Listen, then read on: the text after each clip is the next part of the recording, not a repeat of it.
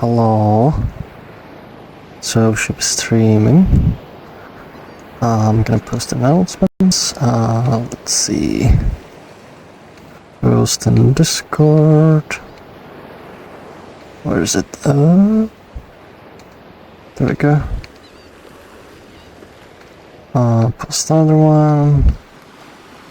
Live streams. There we go. And then I got 2 more posts, and we should be good. There we go. Posted. Hello, do you have anybody into the chat yet? Hello. I'm actually gonna open up the stream tools just to make sure my searchings are okay. Hello. Oh, there we go. Hello, Shadow. I'm getting people. Hello. I'm gonna give people a few minutes to pile in. Hello, Jake. Good more people. Hello. Welcome to another Resonance. We're back after 2 weeks. Well, I say we don't have Sarah today. But kind of forget how to do these, which is weird. So once you get like into the habit, like, and you kind of like stop it for even for a little bit. Now it's like rust, and I'm like, how did I do this again? I mean, I usually kind of like do all of the stuff like over the top of my head, but I have like a checklist for things. But we should be good. The announcements are out and everything. The stream is live. We're getting some first comments, so hello and welcome. Welcome to another episode of the Resonance. This is hello Pigiston, Buppler, Bitcraig IGN. This is sort of like a chill, kind of like, office hours podcast where you can ask anything about the Resonite. It could be technical questions, it could be philosophical questions, it could be like, even personal questions. Oh, you can't hear me. Hello? Can you hear? What happened? No audio? That is weird. Oh, okay, so it's just one person, okay. It is like popping up like whenever I talk. It's using the streaming camera audio, so like you should be hearing me spatialized depending on the position of the camera. I see it kind of going up, but if there's any issues, like let me know. But a bunch of people are saying the audio is fine, so it should be good. Anyway, this is like sort of like a podcast, like / office hours. You can ask anything about Resonite, whether it's technical, philosophical about the platform, the team. It can be like personal things, like to kind of mix things up a bit. So with that, let's get started. The only thing, make sure if you're gonna ask something, make sure put a question mark. That way it's gonna pop up on the thing. I'll be able to pull it out, and that way I don't miss it, because otherwise I'll miss some of the things that are kind of popping up through the thing. I'm gonna adjust the camera a little bit. There we go. Yeah, there's no Sarah today. I think he's like recently traveled quite far, so I don't think. Oh, thank you, Nuki-kun, for the raid. And she had Nuki had a cool stream before called Filling the Hole, where it's like between the moderation office hours and the Resonance, and she was interviewing with Fur, and it was kind of fun. It was like a little bit before like I started like setting up stuff. But yeah, no Sarah today, he's been traveling, so it's just me, unfortunately. Thank you, Missing Girl, for the subscription too. And yeah, we can get started. Make sure make sure to put a question mark if you're going to ask something. We also have questions from the Discord already prepared. If you're asking more questions in the Discord, they're not going to be answered at this point. Make sure you ask them in the Twitch chat. With that, let's get started. I'm gonna do the Discord questions first, since there's fixed amount, and then gonna go to the Twitch ones as they kind of pile in. I'm actually gonna put a camera on the anchor so it's not floating around. Ooh, I got this. And I'm also in this cool world, Sigil Island. I thought it's, it's getting really hot out there, and I've got some nice pilk. Wait, I need to open it first. There we go. Hopefully this is not one of the ones that will like respawn me. You got some of that pill. This is a nice summer world. And it's kind of, even though it's night here, this is kind of how it feels like. It's very hot. Anyways, let's go start with the Discord questions. I'm sorry, I'm a little bit rusty with this thing because I haven't done this in 2 weeks and my sleep schedule's still a bit weird. So the first question, this is a big one, is from, I'm actually gonna duplicate it so I can read it too. The first question we got is from Papaltine. How do sync network values handle concurrent updates from multiple users? A simple example would if two users try to increment data model value store at the same time. Could they run into an erase conditions causing drop value? Are the data model properties variables using simpler references or more robust concurrency primitives like mutable vars or software transactional memory? I came across this video with Tim Sweeney. Recently got me wondering how Froox manages to scale with many simultaneous updates. It is using something like event sourcing, software transactional memory version timestamps, or is it just YOLOing updates? A related question, would you say Froox uses eventual consistency model where updates might be piecemeal or out of order, or is the consistent model more similar to something else? So if there's a lot of questions in one, thanks again for explaining so far. So yeah, it's definitely not YOLOing the updates. I think as far as like the data model goes, like one of the big parts of the data model is ensuring that the model will be eventually kind of consistent. So there's like, some eventual consistency. It is possible for the model to be temporarily inconsistent between the users, but it will kind of converge to the same value. If multiple users try to change the same value, there's actually multiple kind of primitives, but like right now we only have, we mostly have like primitives where the value is essentially like, whoever is using something called like optimistic concurrency, where like it assumes that multiple users will not be updating the same value at the same time. When it does happen, the data model essentially decides which one of them wins, and that's sort of based on a version. So if somebody updates a value and then like the host receives that value from that user, and then it receives another update from a different user, but that update was generated before they would have received the value from the other user, it discards their value and sends them a correction. So in most cases that can happen. The goal is also eventually want to add like a bit more primitives for because with some values, for example, say like the integers, you might want to like combine them. So like if like one person increments it, another person increments it, those two operations, they are mutually compatible. Like it doesn't matter in what order they happen. The end up value, like whatever order we would have them happen, the end value is gonna be the same. So we would want to introduce more primitives to kind of simplify implementing those things. But right now, since it cannot make that assumption, like say like one user writes value 9, another user writes value 100, which one is like is correct. It just takes whatever the most recent one is and then corrects it for the other user. That way like it stays kind of consistent. So it's pretty much kind of that. There's a few other like mechanisms, like because it kind of is a little bit more complex, where we have stuff like driving mechanisms, and driving is a way thank you Renardo79 for the subscription. So the goal is like to provide sort of like primitives to make it so you don't have to think about network synchronization.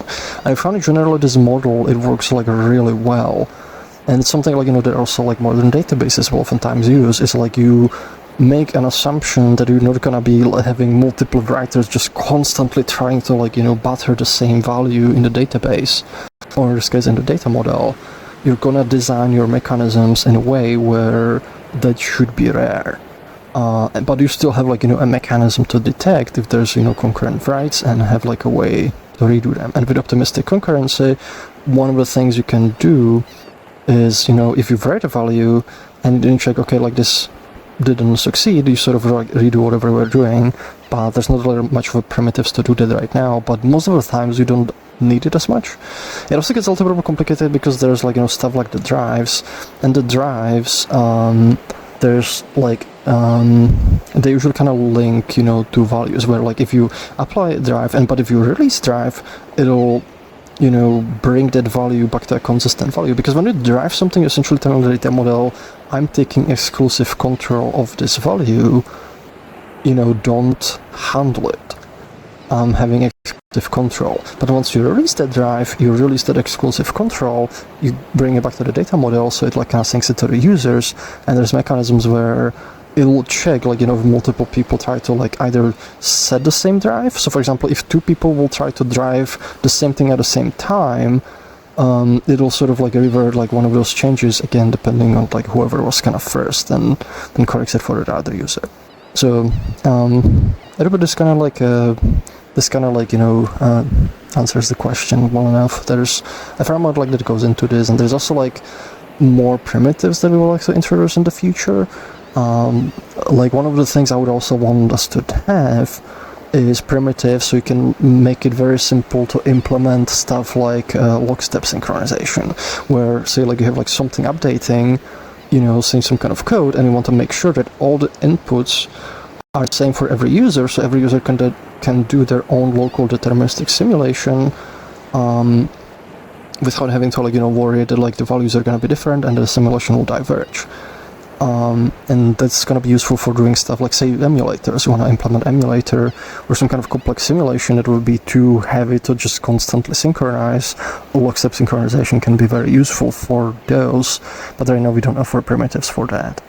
But it's definitely something I will want to expand on in the future. But the data model we have right now, it works like surprisingly well for a lot of like use cases, and you can like make a lot of things just work with it.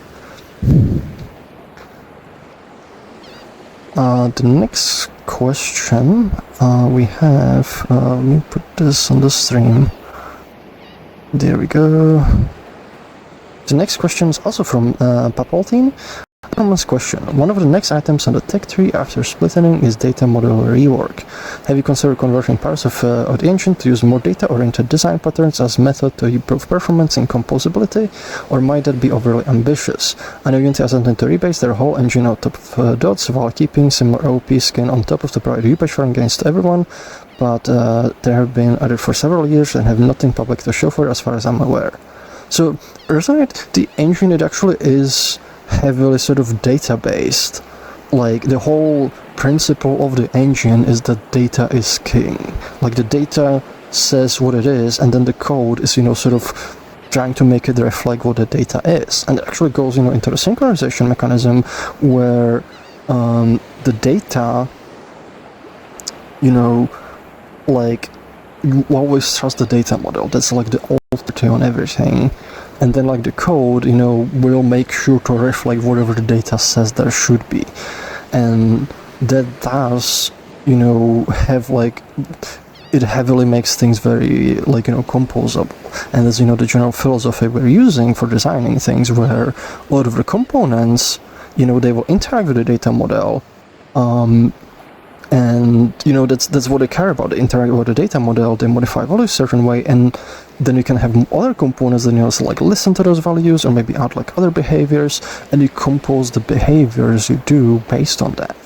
That's, you know, how a lot of like Froox engine and how like Resonite works, is like it is very, very, very heavy on composability. Like, to the point, like, you know, where that's why the engine is as flexible as it is thanks to that. You know, it's one of the reasons why you can open Inspector and you can edit anything.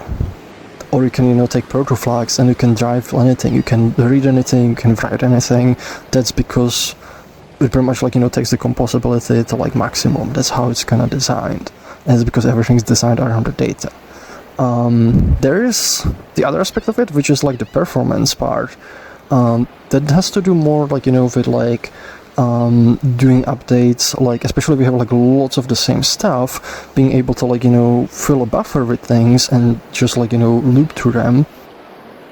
which oftentimes has a better performance characteristics, and that is something that we want to do more. There's other parts of the engine like where that is used, where it's gonna like, you know, essentially it fills a buffer with like, you know, sort of state, runs the simulation like oftentimes like in parallel.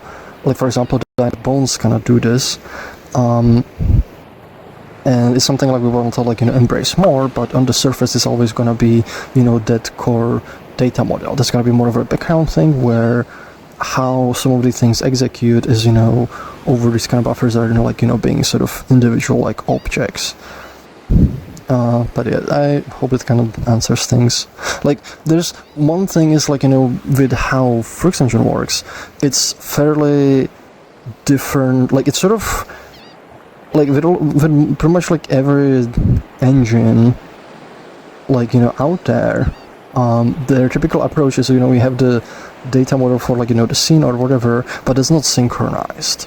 And usually you tack on the synchronization on top, and it's one of the reasons like you have limitations with those.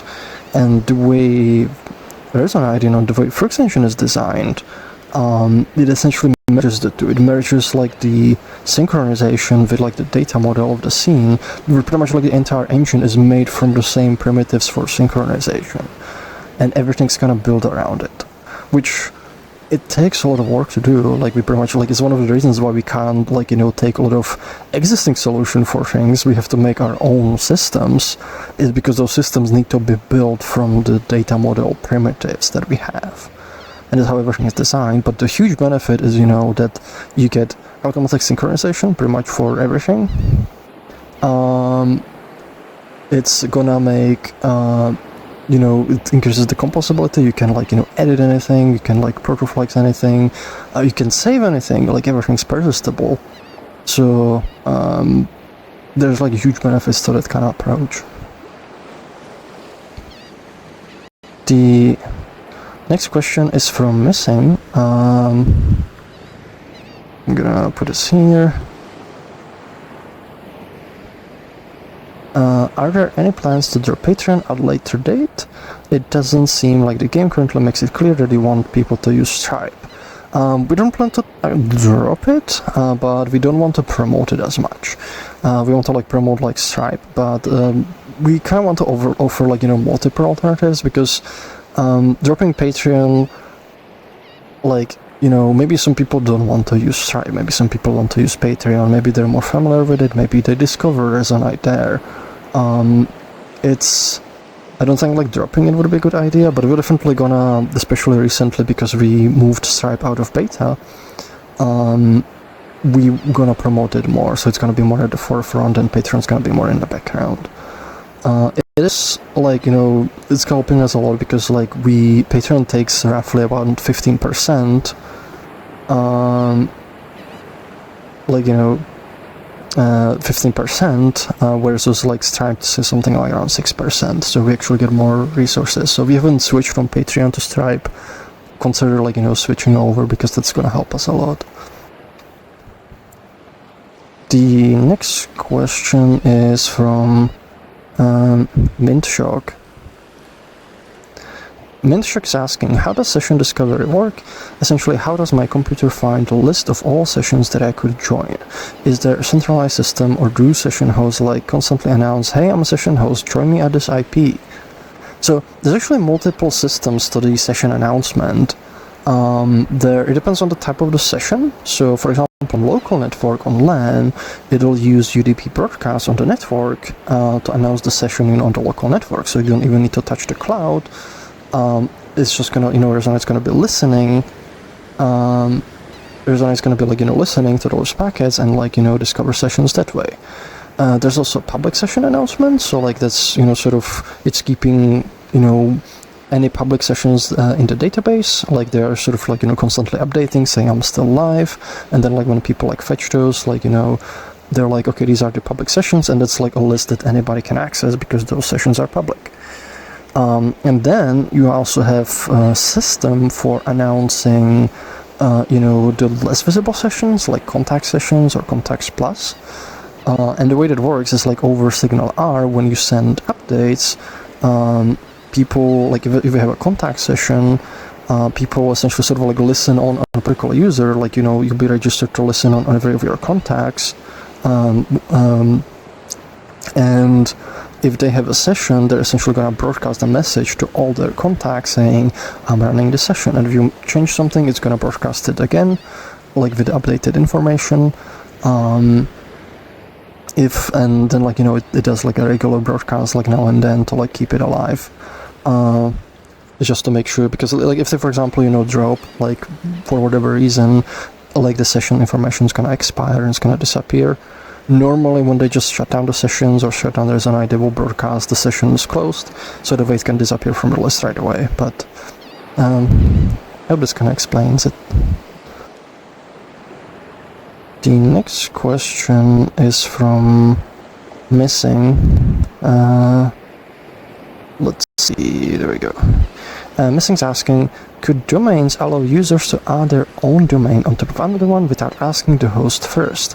Asking, since I keep thinking about builder bubbles where a user could do actions that would usually require a builder without being able to change the world around them.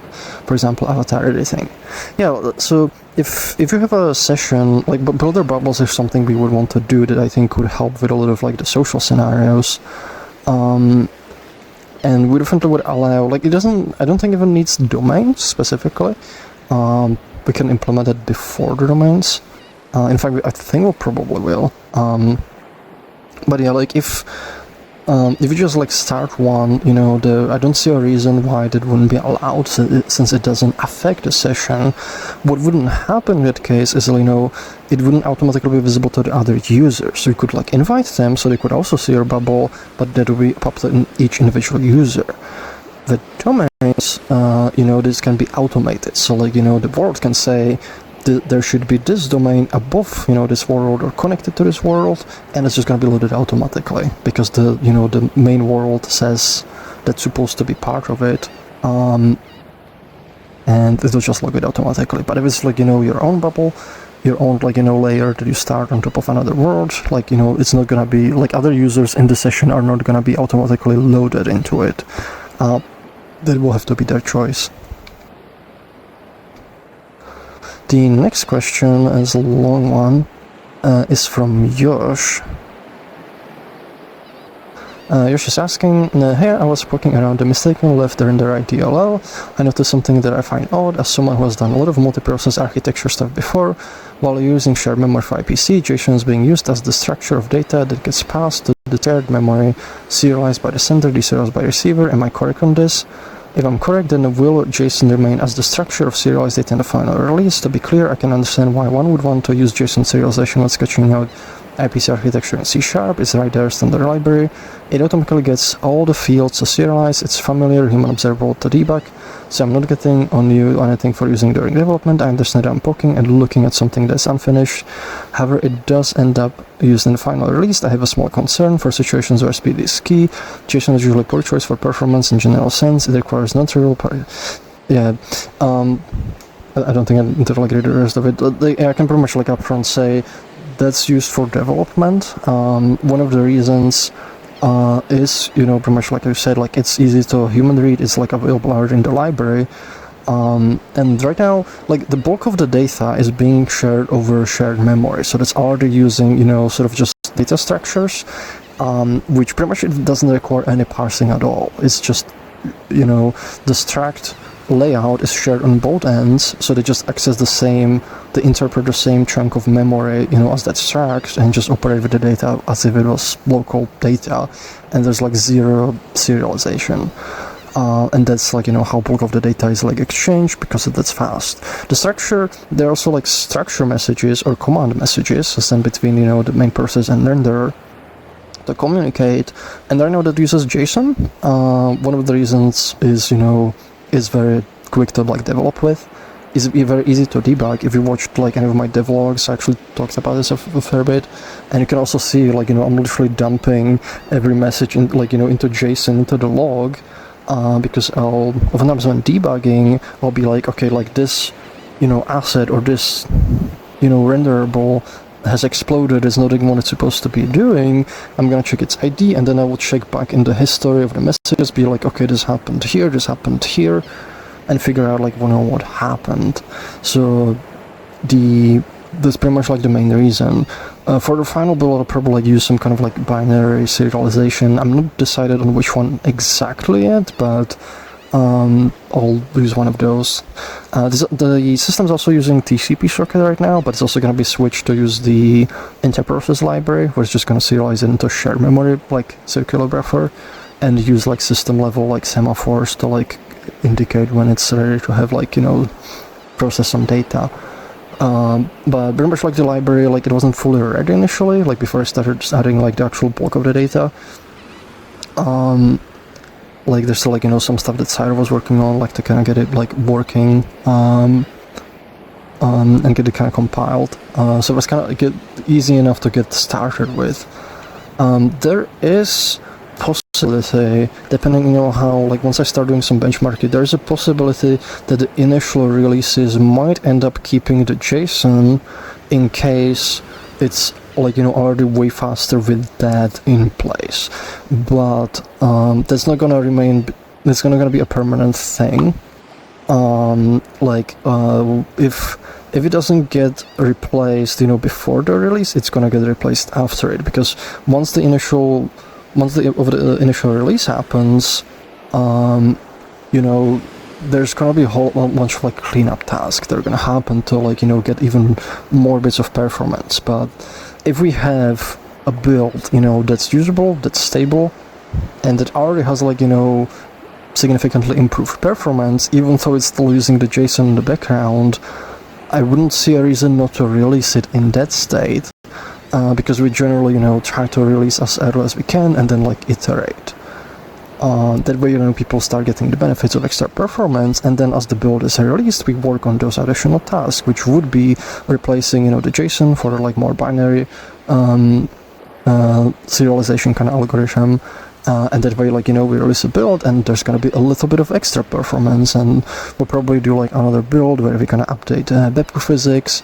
The latest, that's probably gonna give like another bunch of, you know, performance boosts. We're probably gonna retune, you know, how Beppo physics works, because one of the things I had to do is I actually had to disable this multi-threading system, because with Unity's mono it ended up like being way slower, and it actually ended up like being faster single-threaded, but it doesn't scale as well. So, you know, there's gonna be another of those things, you know, gonna swap it out, get a little bit more performance out of that.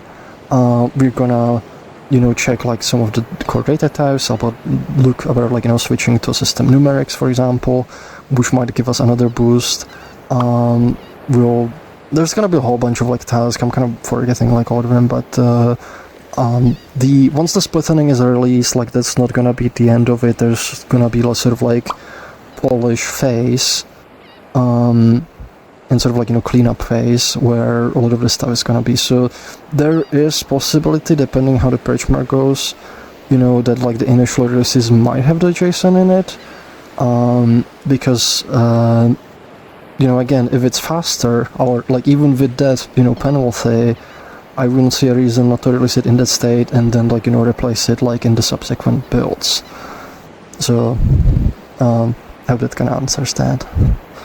But yeah, like the important thing is, you know, the goal is not to keep using that. Like the main goal of having that is the debugging, and still have to kind of see how everything kind of performs with everything in place.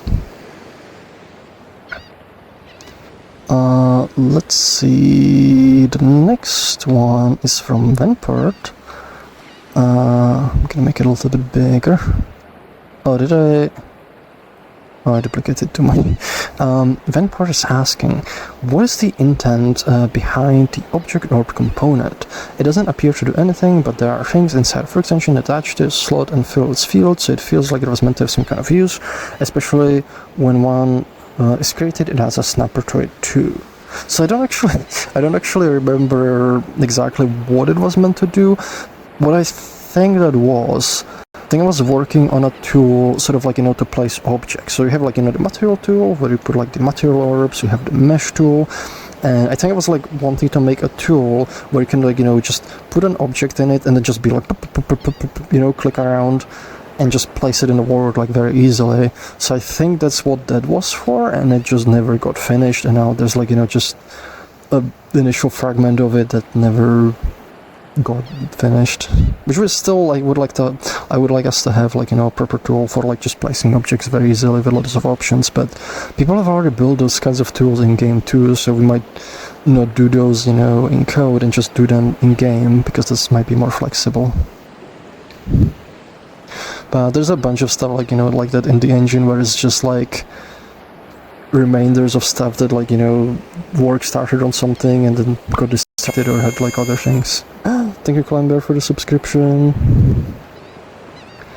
Okay, so the next question's from Zyzel. Just position it.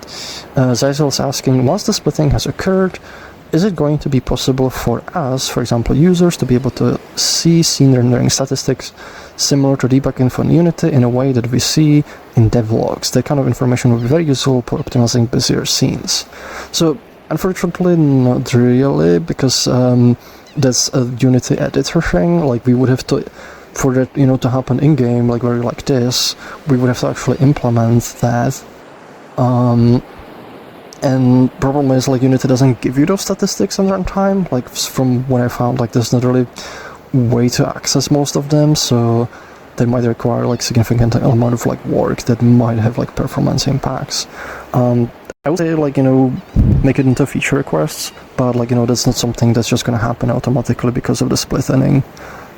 Technically, like, you know, the splitting doesn't even have any effect on that, because even before we're like, you know, using Unity as well, and then really give you that information.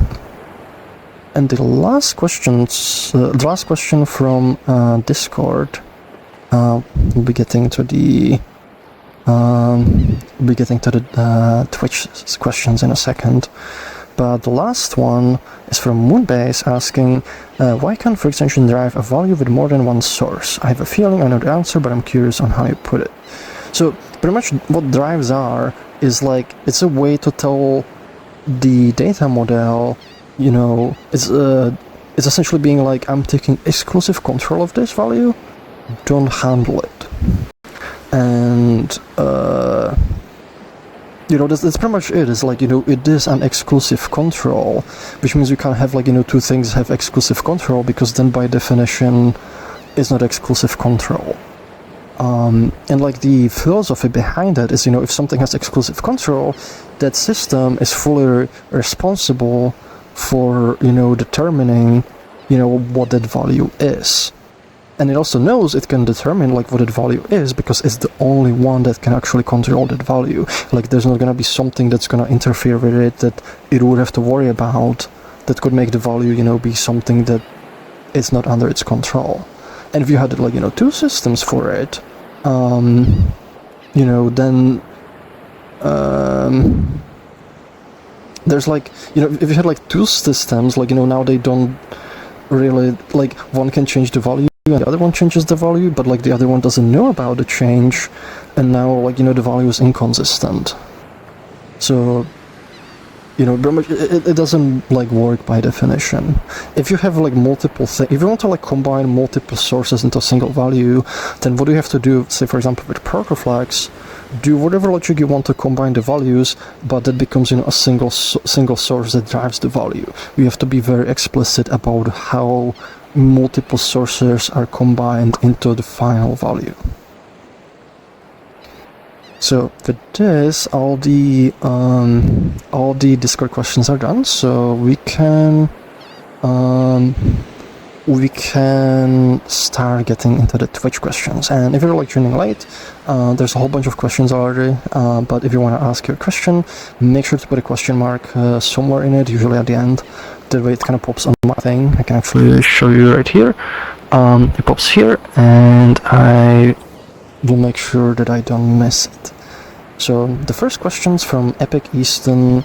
Epic Easton's asking, I asked Prime this, but I thought I would ask you as well, what is order offset and how does it work?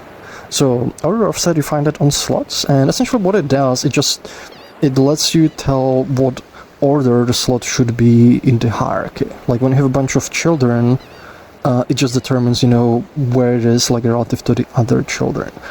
Oh, in a lot of cases, like, it doesn't matter, but there's like systems where it does. Like, for example, UIX. In UIX, the order offset will determine, in which order the actual UIX elements render. So you'll often find, the UIX systems will assign the order offset. Similar thing with aligner systems. You have say axis aligner or sphere aligner or something. The order of the children determines their order in the aligned aligned positioning, and the order offset lets you pretty much control where that order is. Next question is from Shadow. Looking at devlogs, you don't seem to have touched VR support yet. With the splitting, how difficult do you expect it to be, and how long do you expect it to take? Yeah, I haven't done that part yet because I'm pretty much right now for everything I can just test it in desktop. I don't need to be jumping into VR, and the stuff is same between desktop and VR, so I'm kind of not focusing on that part yet. I don't think it's gonna take really long. It's mostly just proxying a bunch of the VR inputs and making sure the transitioning between VR and outside VR works fine. But I don't think it's gonna. I think it's probably just a day of work maybe. We'll see how it kind of goes once I get to it. But right now the focus has been just getting all the rendering stuff working. The next question's from Reeden. Reden's asking, good evening, Froox. Hope you are doing fine and are melting a bit.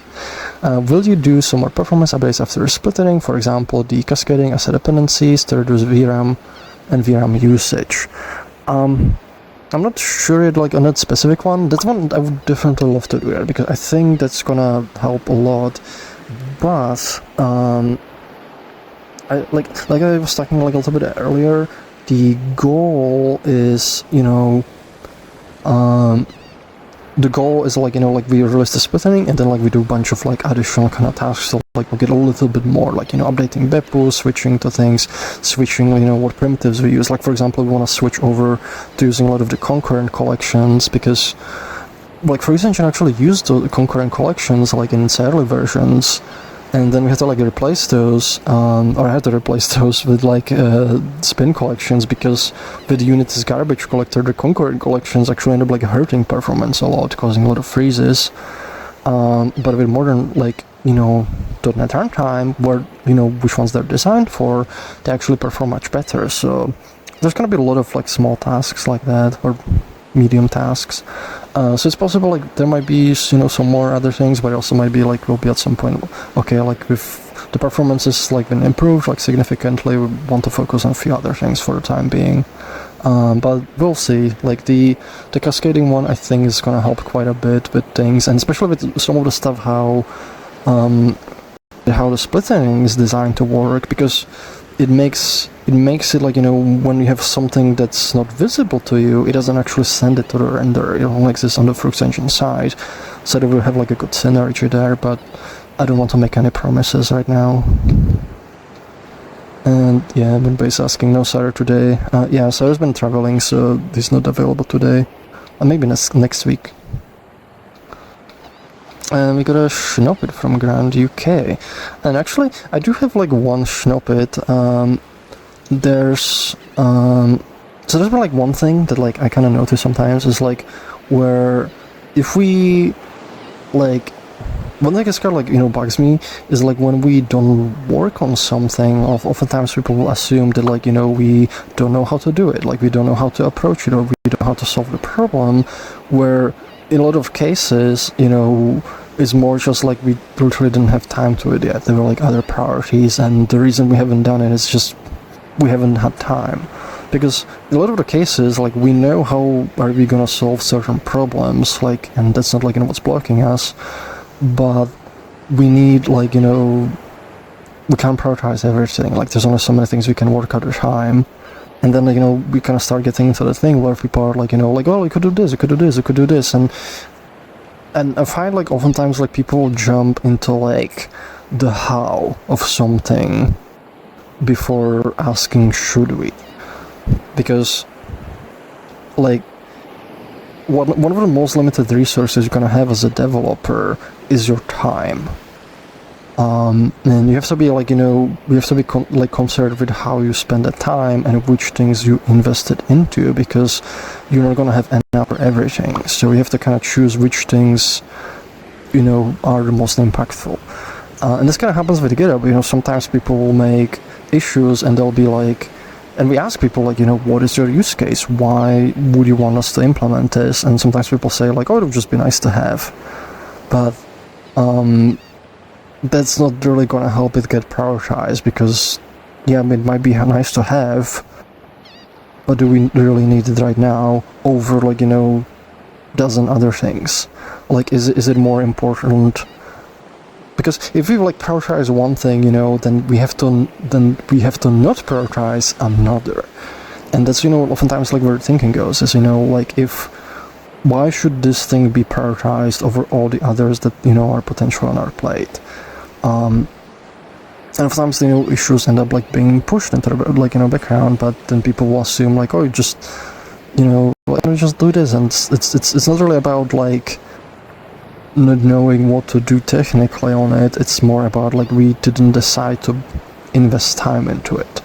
And when people start like pulling us into like how working into the solutions themselves, it feels like we're being kind of forced into like dealing with the issue we have, like where we have decided like we're not going to prioritize this right now. And in this case, like the conversation should be prioritized for this and this reason. Like you should spend time on this for this and this reason before we start jumping into how. But when we get pulled into the how of it, it just feels like we just skipped a bunch of steps, and it can be a bit jarring. So that's my snippet. We also got type on X from Ace and Gant. I'm gonna be lazy, and I'm gonna be like, my type on X, which is like the opposite of snippet, is when people do have like good explanation of use case. When people go, okay, this could help me like this project and this project, or maybe I notice users being affected by this and being affected by this, because oftentimes when people do that. And sometimes, I'll be like, people will not provide a reason, and I'll be like, what's your use case for this? Why do you want this prioritized? And then they explain it, I'm like, okay, now it makes sense to me. Now I understand what you're trying to do, which not only helps, to formulate a good solution, but it gives me sort of context, for why is it needed, and I understand what kind of impact implementing that feature can have. Because oftentimes prioritizing things, it is about like, it is the ratio of like how much effort we need to put into this issue versus what impact it'll have, on Resonite, the community, and like, the sustainability of the platform. So any information that whenever people do give us that information, that makes us work much easier. And we appreciate that. Got the subscription. And also thank you, Jack, for the cheers. Grand UK is asking,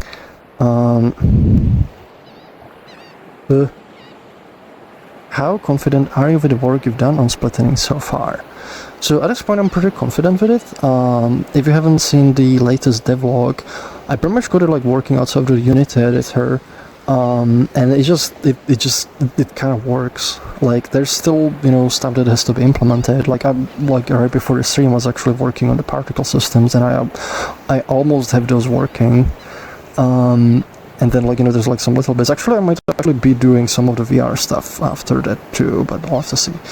But generally it works.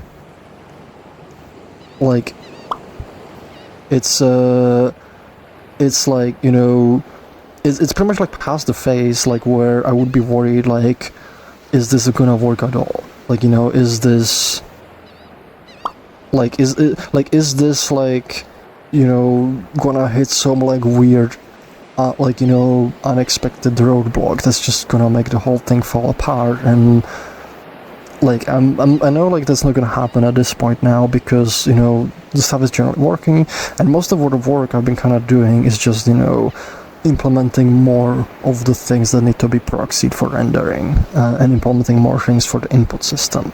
So it is just gonna, it's almost like when you start a project, like, it's like this big cloud of, unknown, and you don't know where anything will go, and it's just everything's floating everywhere.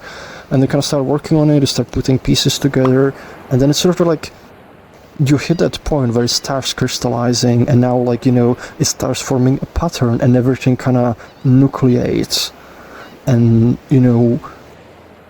kind of falls in place. And it's kind of how it's been, going for quite a while now with the thing. So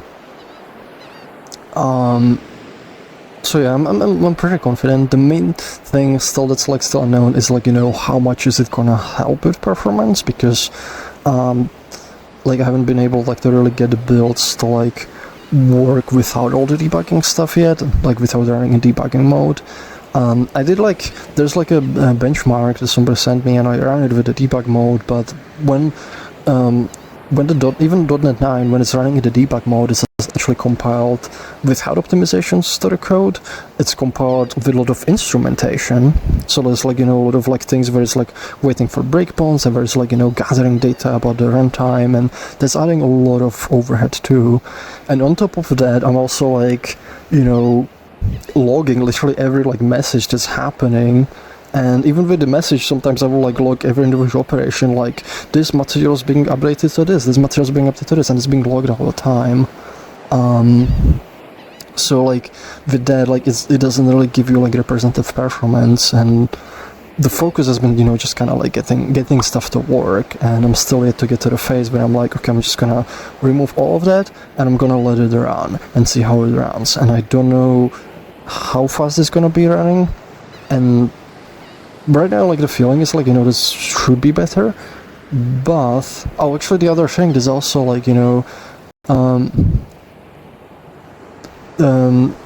big thing is, that, the actual loop, I'm just, like, using, like, a loop that's, like, made more for the headless, that has its own, like, frame pacing that's set to 60 frames a second.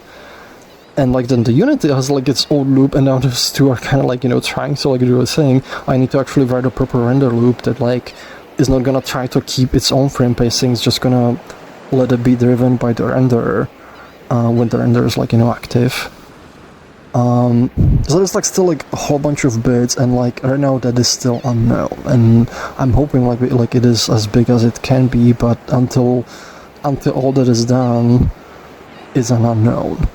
Or relative unknown, and we mostly have an educated guess. And the educated guess is, it's looking good based, on the data we got from the headless, which is one of the reasons, like, we put, like, or I put, like, so much, like, work into this, is because the headless, running the same code that, like, runs the graphical client, except all the visuals, it showed very substantial performance improvement with .NET 9 compared to Mono. So I think it's gonna be substantial, but until, like, all is done, there's, still always, like, that, like, part of your brain where it's like, what if it's bad?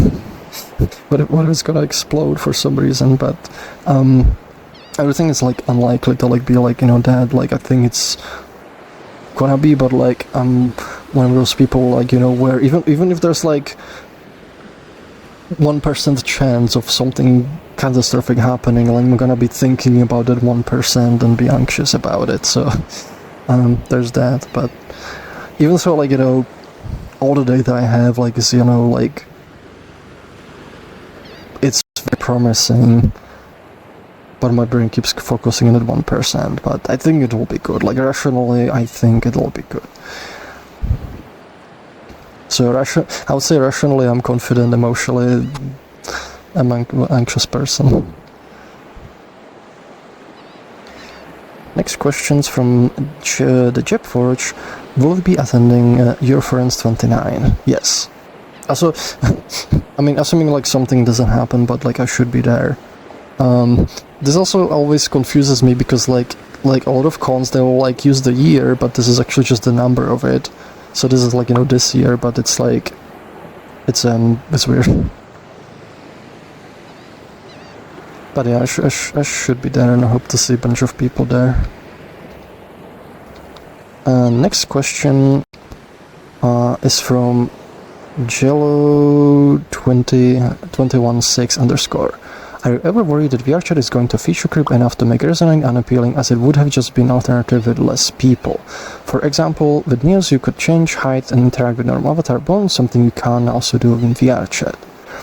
Honestly, I don't think that's gonna happen. Like, I think they can, like, do a lot of, like, the smaller kind of things, but big part of Resonite is, we're not trying to copy VRChat. We are making Resonite to be what we want a social platform to be, but not just a social platform, but sort of like, one where you can pretty much do anything.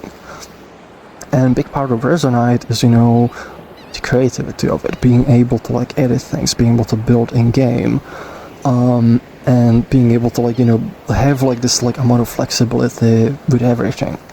And even, like, more long-term, like, we want Resonite to be, something where you can work, where you can build your virtual studio, where you can produce content, like, where you can do, like, 3D modeling, where you can, like, do pretty much whatever you imagine, like, something that goes beyond a social VR platform. And I don't think, like, they're gonna be able to replicate that, because in order to do a lot of, like, what Resonite does, especially with, like, the interactivity of the stuff, you have to build the engine from the fundamentals. And that's, the big part that, like, where our benefit is that we put a lot of work into, Froox engine, into the data model. And we build the entire engine around the data model to enable all of this.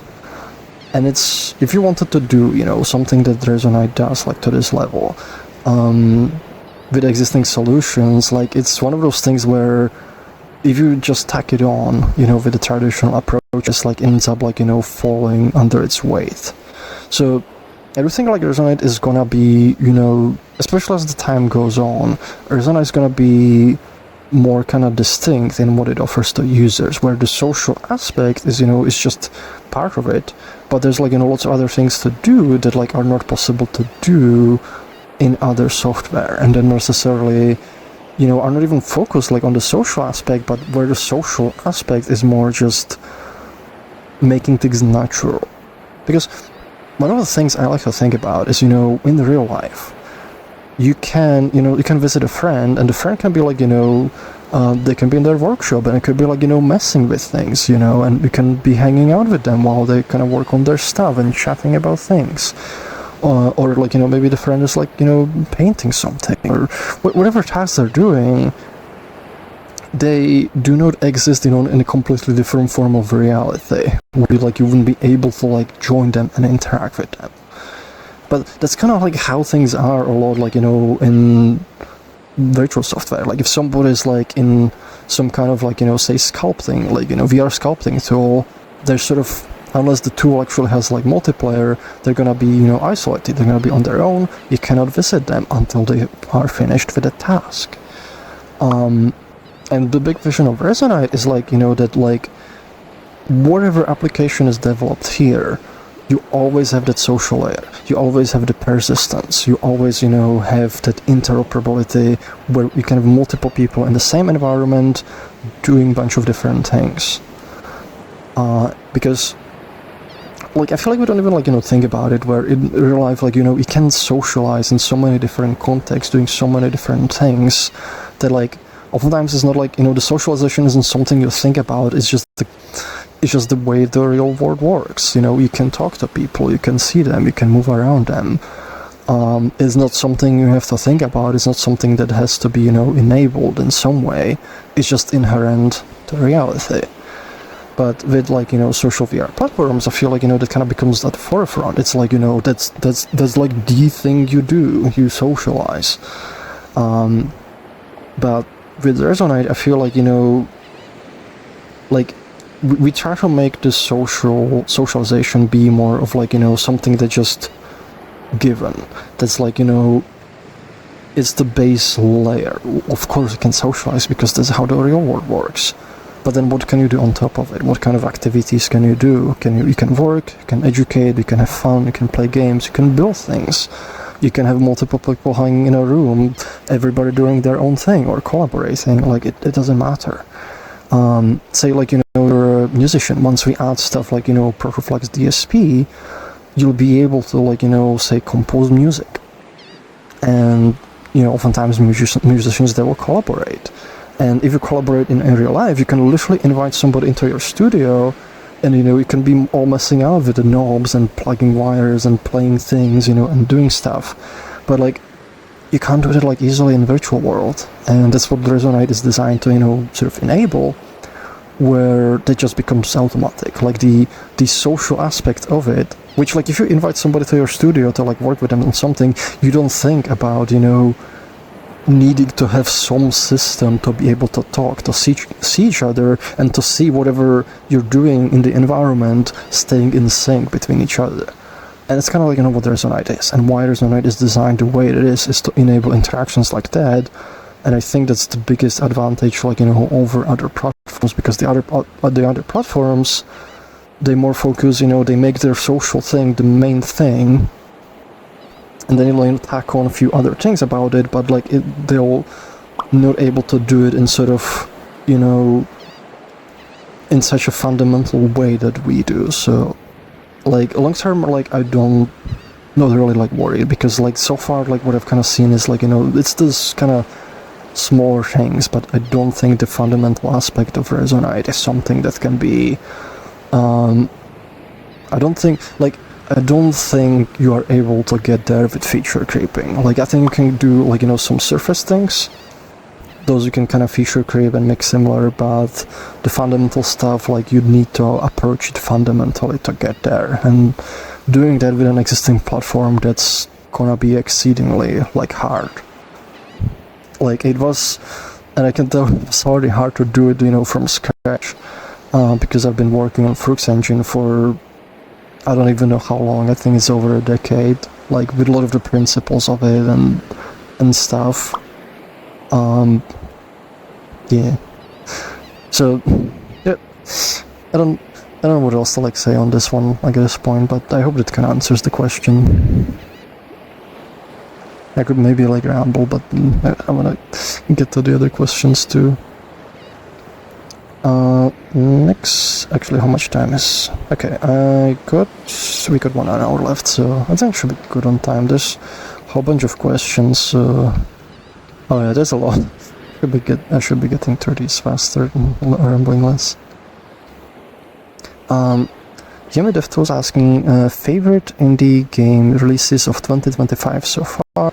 I don't actually know of any. I haven't, like, really played that many games. Like, the main big game I played this year was Doom Dark Ages, but that's not indie. I don't know, there's, like, one I'm looking forward to, but I don't know if you consider it indie anymore, but I guess so. It's the Hollow Knight Silk Song, like, that one I'm really looking forward to, so maybe that one.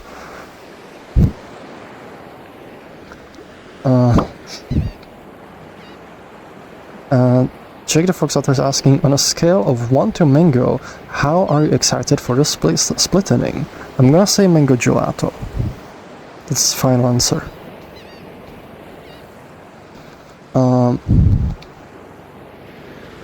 Let's see. Next question's from Caio Volps.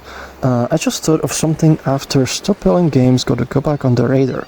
Would there be any plan for local storage instead of just having out? So this has been asked before, but SKG did get me thinking how Resonite could continue via community if development stopped. So you can already save some things, like, locally, like, you can save stuff to your local, but it's definitely something we want to, like, flesh out a bit more. There's, like, few other things where there's, like, few other things, like, where, you know, like, stuff isn't cached or loaded from cache properly that, like, we need to kind of fix up to make this work better. But I feel like if we were to, like, you know, like, one of the things that's been kind of on my brain, like, even in the past, because, like, in the past, like, you know, some of the things were kind of uncertain, is, like, if something, like, went really bad, you know, like, and we knew, like, we had to, like, we wouldn't be able to work on this project anymore, what we would probably do, or what I would probably do, is do something to transition Resonite into, like, very self-hosted kind of thing, you know, publish the code, maybe wrap it around, maybe add up some sort of, like, you know, very, like, peer-to-peer protocol, and make sure, like, you know, it can live on in some form. So I will probably make that, you know, be my kind of, like, last act or something, like if it literally got to that point. And I don't think it will, like, we'll kind of fight, like, you know, if it were even getting closer, I would probably, like, you know, fight and look for, like, ways to kind of keep going on. But for myself, like, I love, like, you know, preserving things. So one of the reasons I also like 3D scanning, and I love, like, archiving things. So we'll definitely do something kind of along those lines to make sure it can keep going. And also, Climber, thank you for the subscription, in case I missed that. I'm gonna pop that on the stream, just, there we go. Zoop. Mintshock is asking, with how parallelized multi-thread everything is Resonite general is, will you run into issues where CPU physically can't do any more operations in parallel? I mean, CPUs aren't that great at doing many things at once, that's why you have GPUs. It kind of depends. Like, usually with parallelization, like, there's like multiple problems that you run into with parallelization. One of the most fundamental ones is probably, you know, just making algorithms that are well parallelizable, because you could just, you know, take like some existing code and parallelize it, but then like it's not gonna work, it's gonna break, because like you're gonna have the same pieces of code try to modify the same things at the same time and just corrupt the state and explode.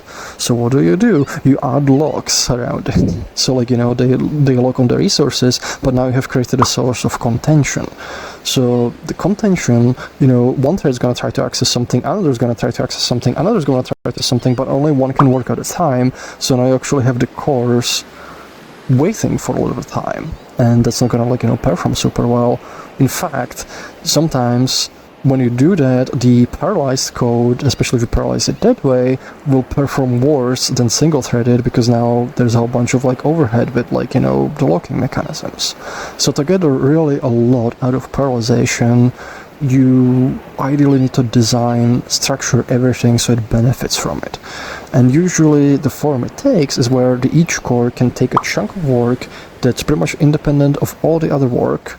It doesn't need to, like, you know, communicate with other work. The core can, like, you know, spend a whole bunch of time happily processing its own chunk of work, and at some point later, like, you know, all the work gets kind of pulled together and reintegrated, and that tends to perform, like, really well. The problem is not every single task is, you know, can really be like reworked that way. So it's gonna depend a lot on what kind of problem you're dealing with and how well it will parallelize. And there's a theorem for it, or like I forget what's it called, or law, or whatever. I forget its name, but pretty much it says, you know, every single algorithm, it has a point beyond which it cannot be further parallelized. And it's also the thing with GPUs. You know, GPUs are great at parallelizing things and running, you know, huge things in parallel. Problem is not everything parallelizes well.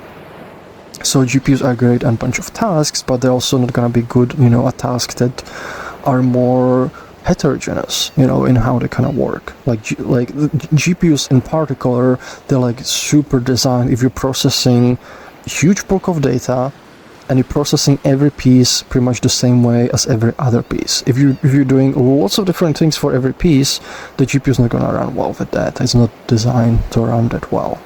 And it can kind of deal with like some of it, but like the more you diverge, the worse it will kind of get.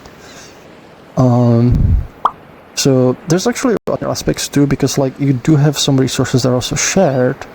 So if you parallelize things, and one of the problems we actually run into right now with Unity is when some of the stuff is parallelized, because it all uses the same memory, it ends up running into issues with the garbage collector, where if a lot of threads are just, you know, going ham, allocating tons of memory, processing tons of data, loading tons of assets, it's gonna make Unity, and specifically the garbage collector, pause the entire application just to collect memory and free it up. So even though like you're doing a bunch of work in parallel, and that work is not even touching anything you're doing on the main thread, which is, you know, updating all of this stuff, it's going to affect the main thread, because it's going to cause the garbage collector to pause a lot, and it's going to pause the main thread, and you're going to get stutters and freezes, even though you have like a task that's completely in the background. So most systems, you're going to have, you know, some resources that are shared between them, and that are going to, like, you know, affect each other. with more modern runtimes, like, for example, with .NET 9, the garbage collector is actually smarter, and oftentimes threads will have their own chunk of memory for the processing. So, like, when they do heavy work, they don't need to affect any others until, like, they cross a certain threshold. So, yeah, it depends. Like, multi-threading and parallelization is, like, one of the big kind of problems in computer science. So, hopefully that answers that question. Next one's from the Bloody Rash. Bloody Rash is asking, with the splitting occurring, are there any specific areas where we should see significant performance improvements, or is it more overall improvement where everything is about the same? So, yeah, it's definitely gonna depend. Like, some areas are gonna see more improvement than others. I think, like, overall, like on, everything, like pretty much like everything, almost everything's gonna see some performance improvement when it comes to the CPU processing. What you're probably not gonna see improvement is any, sort of graphical tasks. So, like, for example, if you have a world and, it has tons of geometry, or you're rendering, I don't know, like 50 million polygon, like, 3D model, it's not gonna help with that because that's, largely on the GPU. But if it like has to do with CPU, specifically, CPU processing with any parts of the Froox engine, overall there should be like noticeable uplift. But even there, like, some things are gonna have more improvement than others. One of the things that we noticed the most improvement is stuff like, the Beppu physics. So, like, anything has to do with the physics engine, stuff like the particle system. Like, when we, like, Cyro here and some benchmarks with the particle system, and he found, like the particle system, literally the simulation is 10 times faster with .NET 9 versus Mono. So, like, some things, like, especially when it's very math heavy and it's very parallelized, that actually gets a pretty significant boost. But overall, there should be, like, boost to everything. It's gonna depend on the specific tasks. There's also like other ones, like for example startup is faster already even with debug mode, and one of the reasons is with normal startup there's sort of like reflection, where like the code is sort of like analyzing itself and its own kind of structure and classes. And there's also a bunch of other things like for example, like what was I gonna say? I kind of lost my train of thought. Yeah, I kind of lost my train of thought. Oh, I remember. Yeah, so like, there's like reflection, and when the, like when you use like the inspector, that's using reflection, like a bunch of stuff. When you're using like protoflex, that uses some reflection, and sometimes you get hitches and freezes. And one of the reasons we found the reflection, for some reason in Mono, is very slow, and it gets slower the more it's used, but with .NET 9 is way faster. And one of the biggest cases where it happens is like when the startup happens, and like the sort of analysis, the compatibility analysis, it has not been generated yet, because on the normal builds we generate it for you, and like then it's cached, so it doesn't have to do it. But whenever the build has to do it with Unity's Mono, it takes about 40 seconds to do it. And then if you run it with .NET 9, that same code doing the same analysis, it completes in like 2 seconds. So there's like some things that have like huge like improvement, but the overall improvement, like, that's gonna depend a lot on the scenario. So there's gonna be overall boost. Some things are gonna be way faster, some are gonna be a little bit less faster, but I think there's overall things should just feel a lot better. But we'll see, like, how much, like, overall, as well as once it's done. The next question's from Kai Wolps. Kai Wolps is asking, another question I have, me and friend were talking about Resonite, with them saying they need to get on Resonite more. However, they find having to launch Resonite and edit setup avatar on Resonite annoying. Would external Unity like editor be planned after splittering for those people? I think more options to do things is nice. So it kind of depends what exact issues they're having, because like oftentimes like our first instinct is gonna be what issues do they have with the tools, because we want to fix those issues. Like we, oftentimes like we will not like if you have a problem with a tool, you don't throw away the tool and just get a different one. You try to fix the tool. So knowing more, that would kind of help. But ignoring that, like it's our initial approach. There are reasons for external editors. It wouldn't be Unity-like editor. We would do literally Unity SDK, where you can, if you set up stuff in Unity, you can convert it to Resonite, and that's something we want to do because there's lots of benefits to that. You can take existing content in Unity and just convert it to Resonite, with not really much work that you need to do, and that's I feel like really good use case. If the tool also works in two ways, you could use Resonite to build stuff, move it to Unity, do stuff there, move it back. There might be a really interesting workflow for people who build stuff with Unity, and it could also be extended to other tools like Unreal Engine or Godot. So we definitely want to do stuff like that. We won't make our own Unity-like editor, because our own Unity-like editor is this. We're just gonna focus on improving the tools that are in the engine rather than just building completely separate tools, because now we're splitting our time between two tools, and you get instead of getting one tool that where we put all our effort into it,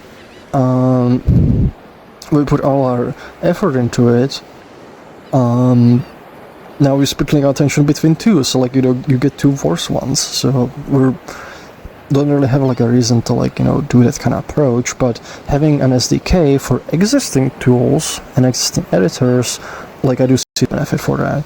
There's not any specific timeline for things. We haven't decided what's going to be the priority after splitting, so it's going to depend. It's definitely one of those things to consider. And there is a Unity SDK GitHub issue, so if you are interested in that one, give it an upvote, because that's going to help influence this being added.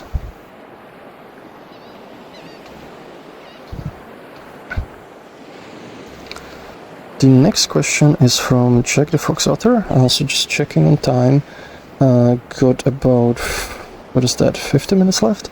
Jack the Fox Otter is asking, you've mentioned a while ago, Blue Sky, that you're thinking about adding in-game share on social media functions to Resonite. This is a really cool thing I was not thinking about before. How could a potential implementation of that look like? Would you need ability to record and the video on Resonite first, or would you also consider adding it for text image only first? Yeah, I think we could add it for images. Pretty much the idea is say you take screenshot. Well, I don't really have anything to get screenshot of. I'm gonna screenshot you, chat. So you get a screenshot, and then instead of this being just an image, it actually has a nicer interface. So you could let me grab a brush. Resonite Essentials. I'm gonna grab a tool, brushes. Where's that? Oh, there we go. What brush should I use? I hope this is gonna be visible. I'm gonna use this one because this might not be a good one. I think this is a very funky brush. It's not this one. Oh, my face tracker is weird. I might need to clean my face tracker. Okay. I think this works well enough. This should work well, for demonstration. So, take a picture, and now you have, a bunch of things here, whereas, share on things, and you click it, and you get, stuff.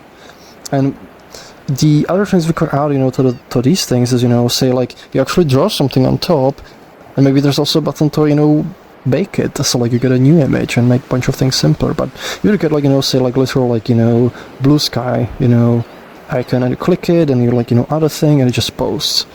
In order for that to appear, you would link your Blue Sky account to Resonite, so it can post on your behalf and stuff like that. Once we have video recording, then we could have to do the same for videos. Have a bunch of buttons pop up, make it super easy for you to share the moments from Resonite, which I think would help promote the platform.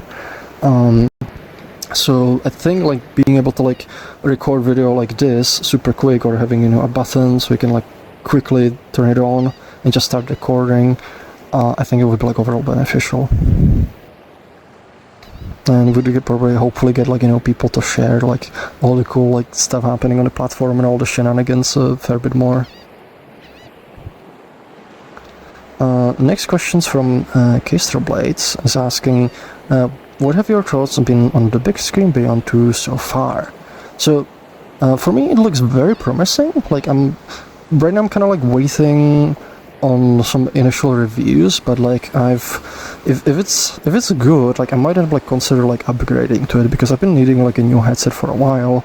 I'm still using the Vive Pro, and I've used like, you know, other headsets, but like none of them really fit my needs.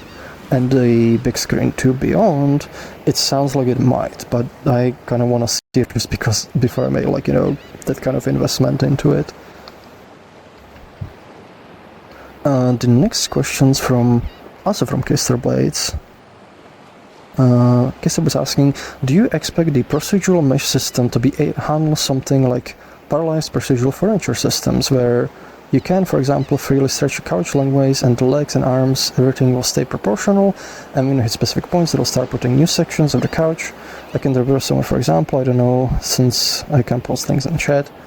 I mean, I don't see why not. Like, the procedural mesh system, it's like there's no limits on what kind of meshes it generates, so yeah, it's pretty much just like, you know, just like building that system. Like, and to give you some idea, UIX, you know, the UI that renders inspectors, that is a procedural mesh, and that's, you know, pretty complex. So like all it does under the hood, like it just generates, you know, vertices, triangles, fills them with data, so you can implement whatever you want. Like, there's no real limit to it.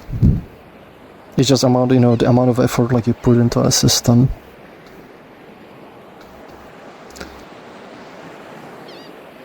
Mintshock's asking, what is your time distribution between like coding, planning, and organizing?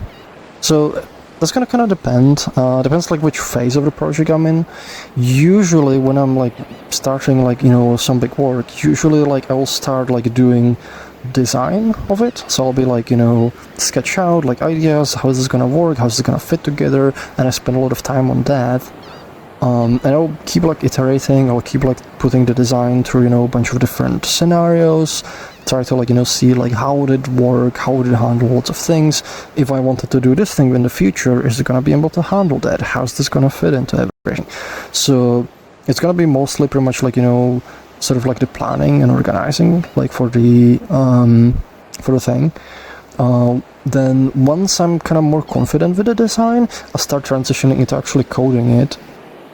So I will, you know, usually like, as in the initial phases when the code is kind of coming together, there's still gonna be some design changes. I'll oftentimes like be like, okay, this doesn't really work, so I'll change this aspect of design, and then kind of transitions where I get like really heavy into the coding, and it's where I'm right now with the splitting, where pretty much like majority of it is, you know, just coding the things, and there's still like little parts of like design, but like now like things are sort of like, you know, fitting into it, like, so it's more like deciding small things. It's more like what's gonna be the layout of this track, you know, to communicate this thing, but even that, like, it's just kind of then following the structure, everything around it.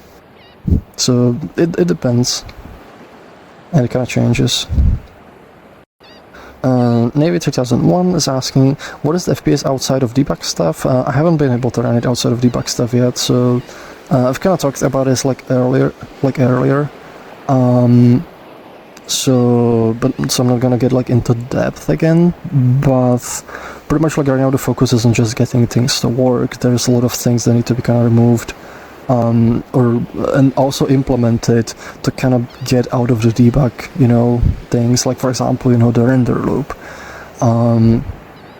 So I haven't been able to like do that yet, but it's getting there. So soon, hopefully. It's gonna be the moment of truth. Next question, Check the Froox is asking, can you think of a potential future use case for Resonite you're even thinking about yet? I mean, by definition, no. Because if I'm thinking about it, then it doesn't fit your question. So, no. But the question is, can you? Maybe you have a use case that we aren't thinking about yet. If so, like, then share. Nukiko's asking, I was trying to work with bits at the beginning of the week and I ran into a weird issue. Why can't do powers of 2 in int math perflex? It made me cast the floats. How are we supposed to work with bits here? I'm not sure what exactly you're asking. It might be like... Oh, do you mean like Twitch bits? I'm not sure if I understand, because I don't know like what the bits have to do with integer math. Yeah, you have to rephrase your question, I don't really understand. I'm sorry. Don't have Sarah to have a look if we can interpret the question this time. Next question is from Kai Vopels. That reminds me, I'm curious if the splitting fixes the issue where Resonite will drop to 5 base when I go to another virtual desktop, as when Resonite does that, everything starts lagging. Do you think splitting will fix that? I don't think it will. That sounds like something that happens with the renderer. Probably like the process like restricts it to like low frame rate, and that should pretty much be the same, so that's probably not gonna fix that.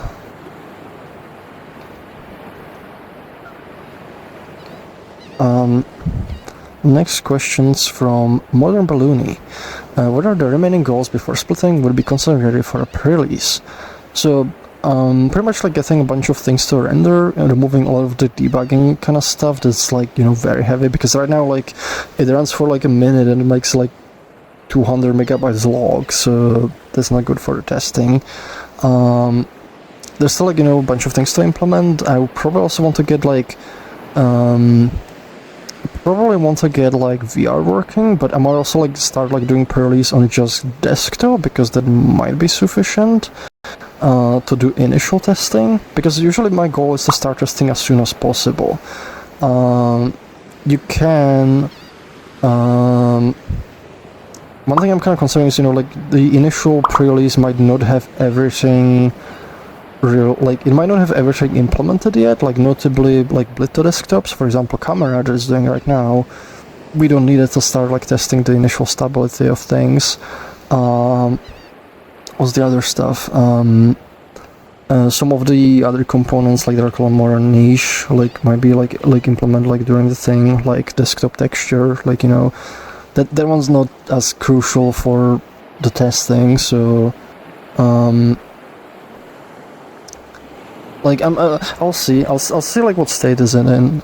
Like once I feel this is, you know, I'm not really finding too many bugs, I might like be like, okay, let's start doing pre-release testing. And I've done something similar with audio, where the first pre-release it was still missing a few things. It was missing reverb zones and, you know, Doppler, but we could test everything else, and it was actually really beneficial to test everything else before I even started getting, you know, to Doppler and like, you know, Doppler and reverb zones.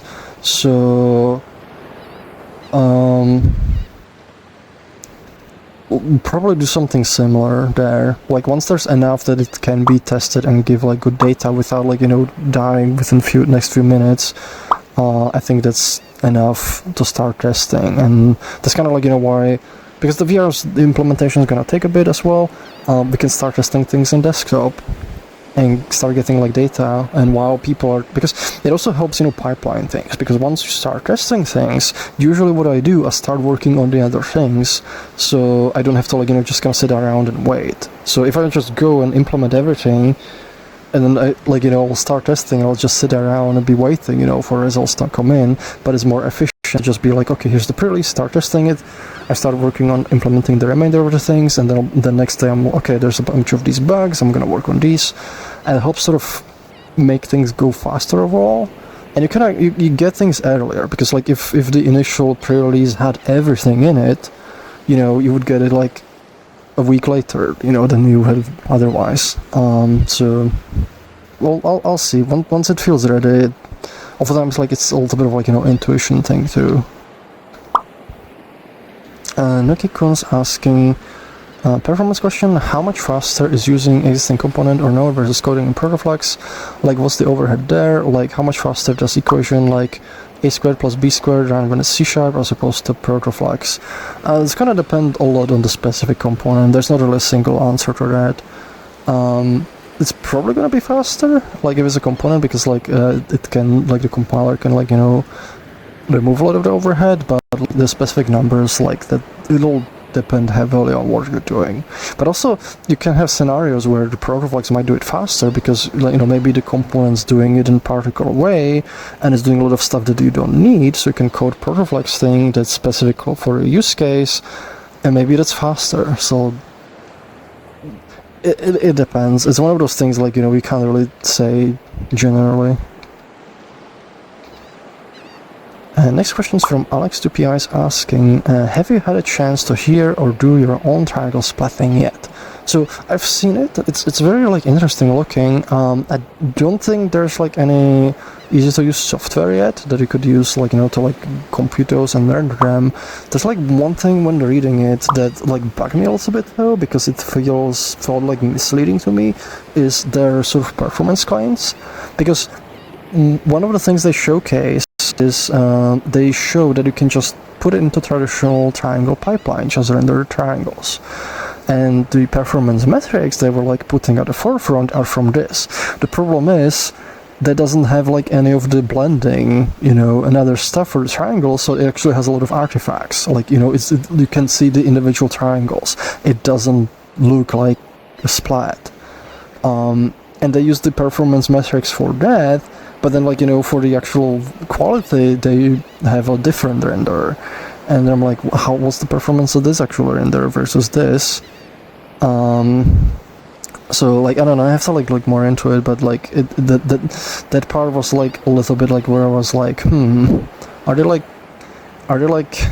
fudging this, like, trying to, like, be, like, we get the performance numbers of the naive implementation that's, like, way super fast, but also doesn't look correct. And it's kinda... sometimes it kinda happens, like, in studies, where they will try to, like, make things look better than they are, and so end up, like, being a bit skeptical, but I do hope it works well. And with a lot of these things, like, it's, like, you know, also question, is this gonna make it into commercial software where I can just use it easily? Because a lot of the times you'd have to, like, you know, download a bunch of, like, Python stuff and, like, you know, download the sources and the models and everything, and, like, it's not very user-friendly process, and a lot of the times I don't really have that much time to, like, mess with it, like, get it working. And, you know, and the other part is, you know, if we were to implement something like that, is this gonna be widespread enough to, like, you know, be really worth it? Because it will be fun, you know, to have it, but, like, if we're gonna spend a bunch of time, like, implementing it, we want people to be using it.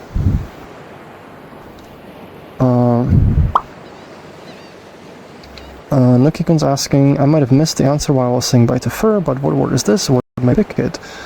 This is the Sigil Island by the new project VIP. I pretty much, like, picked it one reason. Let me just show you. I don't know, this is showing reverse on the camera. Oh, I can rotate this. Let me just do this. Sigil Island by the new project Final VIP. So, pretty much shows it because it's, like, nice, it's, like, light. I can also, like, you know, show around. It's very, there's, like, a whole bunch of stuff. There's a bunch of, like, gags here as well. You get, like, you know, this thing. It can, like, oh, I did it wrong. There we go. It can be, like, fishing, and then, like, you know, I forget how this works. I don't think I got anything. I think actually this might have been one of the MMC entries, but I forget. It's pretty old, but it's very nice looking, and it's light. Oh, there we go, hold on. What are we pulling? We're getting something. Come on! Get! Come on. What? Where'd it go? I didn't get anything. I feel cheated. There's also... If I go around... I'm too lazy to stand up, I'm just gonna float around. It's a very nice world. And it's also, like, you know, kind of fitting the temperature because it's pretty hot over here, so... There's these, I got, like, a sigil island, and there's kind of cool logic to it. And then you got a bunch of stuff over here. It's like some nature. You can get up on top of here. Oh, this is a different area. There's like a pond up here.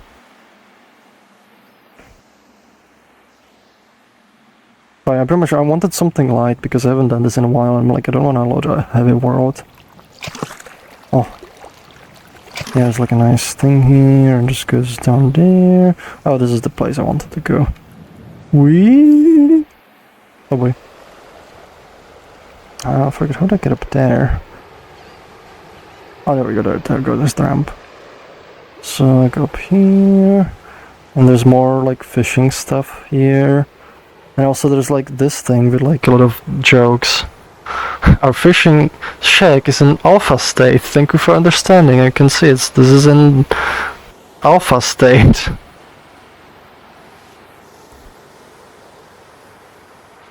Oh, there's a bait or stuff. I forget how this works. It's been a while. But it's a nice world. I recommend. It's a good social hangout too. So I'm gonna go back here. There we go. I'm gonna go no clip and move this back here. There we go. Oop. Okay, this. Oh wait, I have the anchor. Yeah, there we go. There we go. I'm gonna put this back here. There we go. So yeah, it's a nice world. Oop. I just washed my keyboard by accident. Okay. Let's see. The next question is from Ace on Twitch.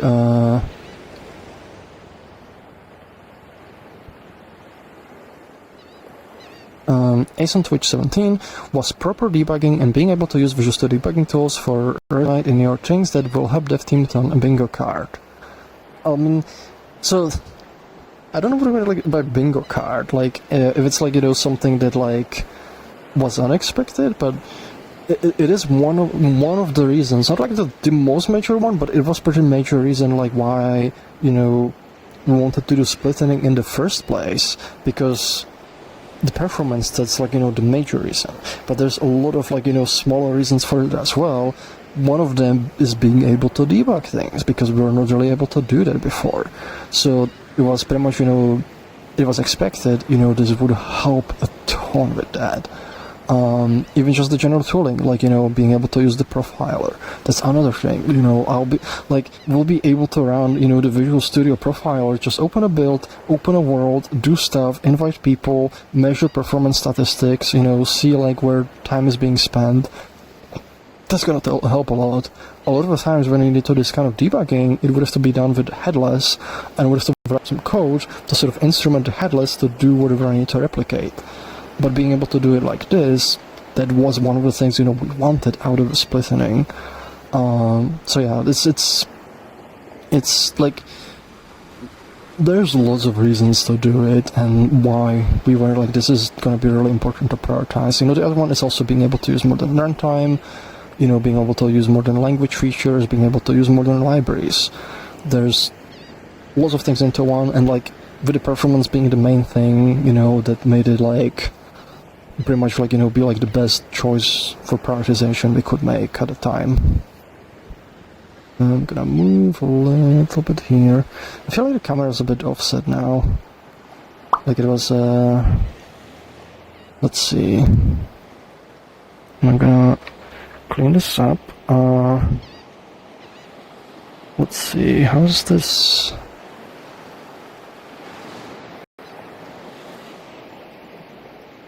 Is this looking okay? There we go. I think it works. I think. I kind of messed around with things and now it feels like things are misaligned. Okay. So, next question is from Nuki-kun. Actually, I'm gonna move this out of the way because it's kind of in the way. Next question is from Nuki-kun.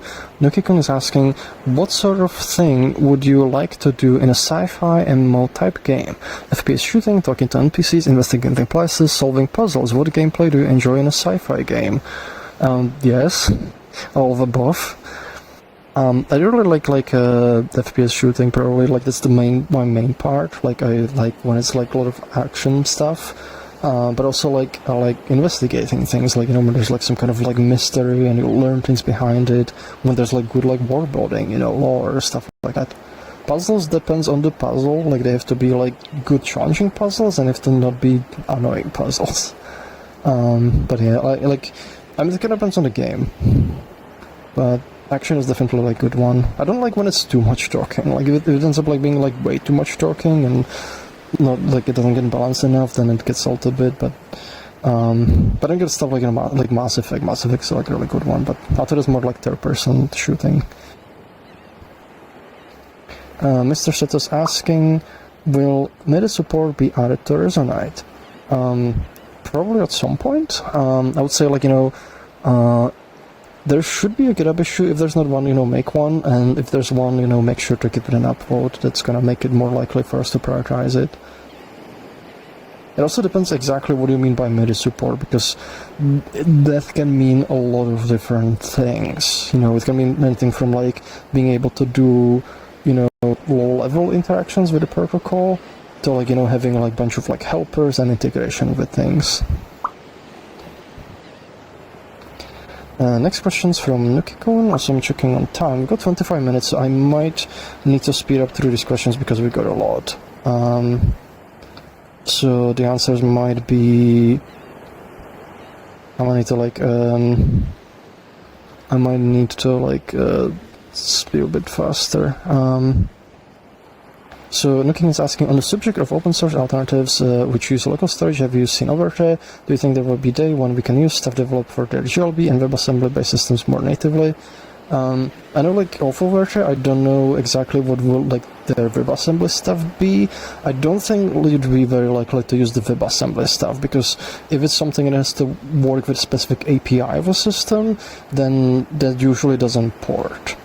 Like, you have to write some sort of translation layer, and oftentimes they will like depend on, like, you know, specifics of the engine, and because it's a different engine, it just doesn't translate. So I don't think like you'd be able to like use that. GLB maybe if it's just models, but I don't know what that features exactly. So something like we wouldn't like look into. Skipping that one. Modern Balloon is asking, do you think mono is still going to be a problem on the Unity side when the splitting happens? So it's definitely going to be as faster, but the main thing with the splitting is like 99% of the code now doesn't run under, like, you know, Unity's mono. So that 1% maybe is slower than it would have been, but, you know, we're still like way better off. However, one of the things I've been kind of considering is that since there's actually not as much code in Unity, we could try compiling with IL to C++ and see how that performs. So probably post-splitting, but like one of the, you know, sort of performance tasks afterwards is gonna be... oh, what? Oh no, I might have hit a button by accident.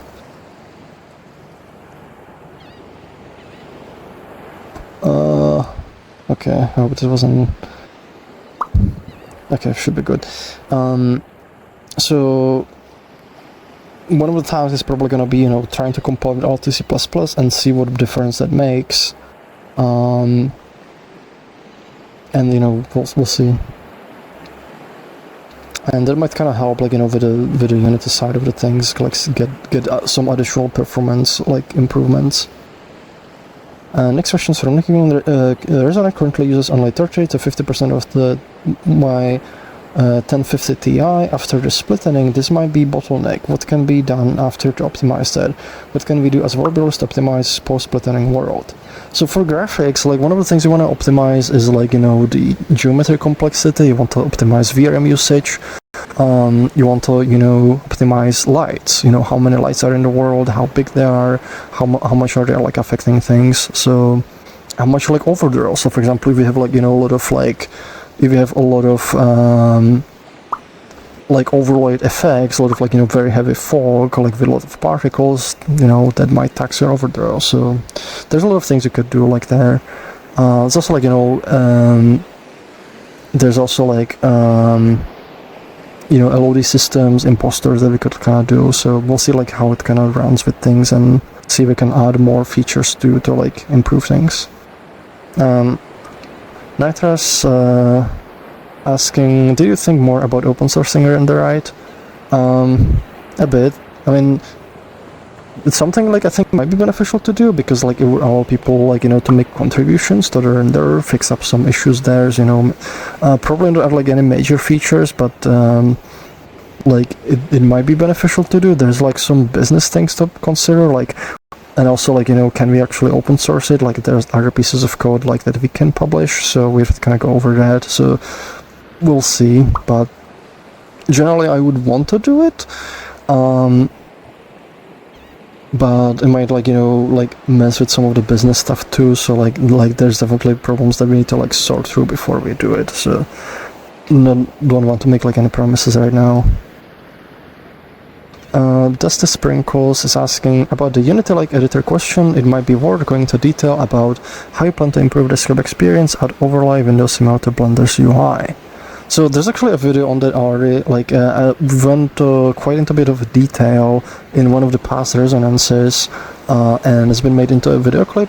I'm probably, since there's not much time left, I'm not gonna be going into the details right now, but I recommend checking that clip out. Like search for like, you know, desktop on my YouTube channel, and you should find it. Kisroba is asking, this is a long one. If someone were to do a concert about Resonite that was trying to explain what a platform is, would you prefer a day for group creatives and Resonite putting together things for concert, end of day, working virtual booth, stage, ending Resonite performance, on B, some who wakes up in Resonite and is taken by mysterious butler and elevator between different instances before taking dev tool at the end? I mean, I feel like either could be like interesting video, like I think like either would work. As long as it's like, you know, well done, it's like I feel like it doesn't matter which one it is. It's just making cool videos, you know, to help like sell the ideas, like that's what the important part is. Next questions from Nukikun. Rephrasing earlier questions about bits, I am talking about computer variable bits. What? Well, which bits? I was initially told when you said that at beginning of the week I was using bits of int as flags, like array of JFT Tools, you know what I'm talking about. I was trying to, there's like more. I was trying to get single bit values by powers of 2, but it made me cast float just to do an expand operation. What does it make cast a float? Why isn't there pow integer? Oh, I see. So like power, like you can, one of the things is like, you know, it goes up very fast, so like it doesn't become super useful. You can usually, if you want to do, like, you know, power of like 2, like you can just bit shift it. That's the usual approach. If you can do zero bits, how are you supposed to work with bitwise stuff like that? Yeah, if you're working with bitwise stuff, you want to use the bit shift operations. Like that's not really like a power operation, because that's more like math, where you use like, you know, floats, doubles. For integer stuff, like you do use like the bit shift, bit roll operators, and forget which category it's into. So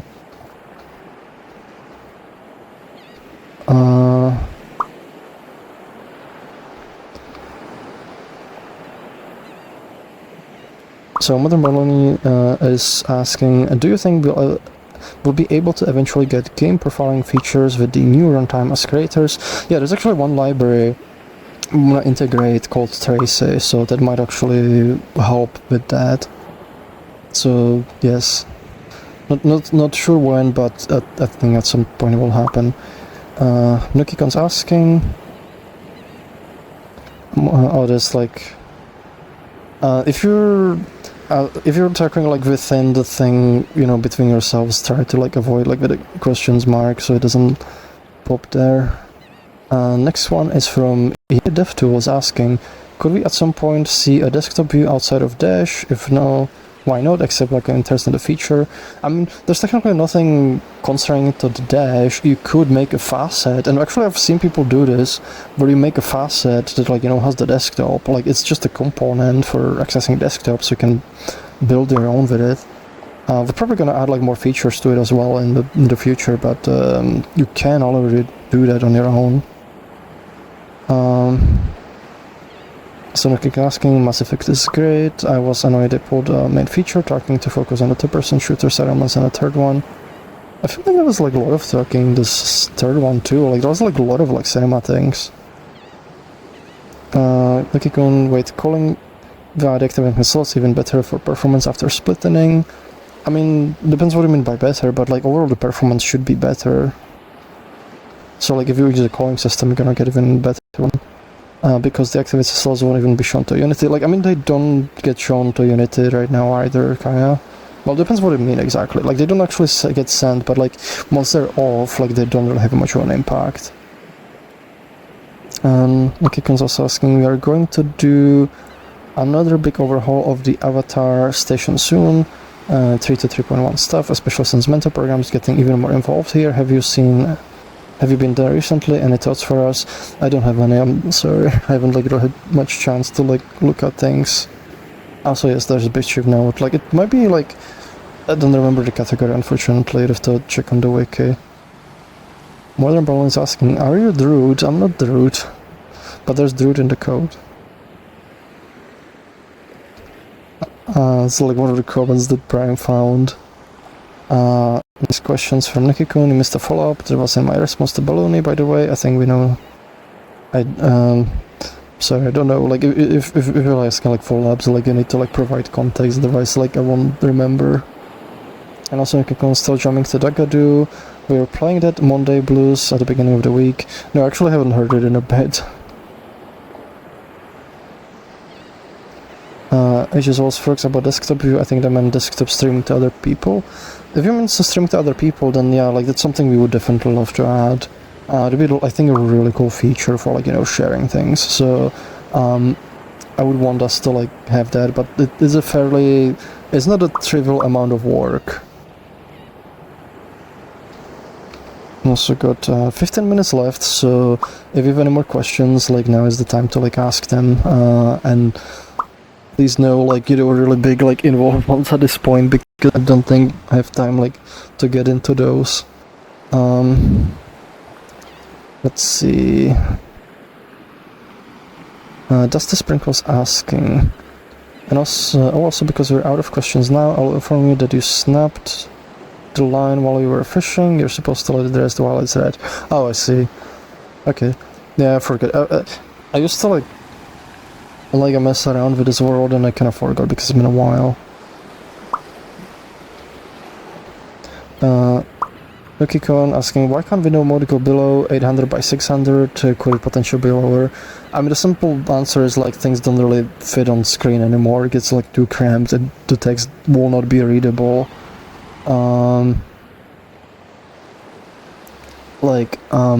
Yeah, it's pretty much that. Like technically you could go lower, but like it's not really gonna be usable. Nitra's asking, with the splitting, are meshes being stored more than once in memory? I think raw data is stored both in meshx class and the shared memory file at least. Well, temporarily, like, so when it uploads the mesh, it needs to like generate the mesh buffer, but that was also happening before because I need to generate just different ones. It actually was worse than this one. However, that mesh buffer is not like, unless it's a dynamic mesh that's being updated, that's not being kept in memory. So the meshx, like, it actually generates the mesh buffer from meshx, sends it over, that gets uploaded. Once it's uploaded, that mesh buffer gets freed, the shared memory gets released.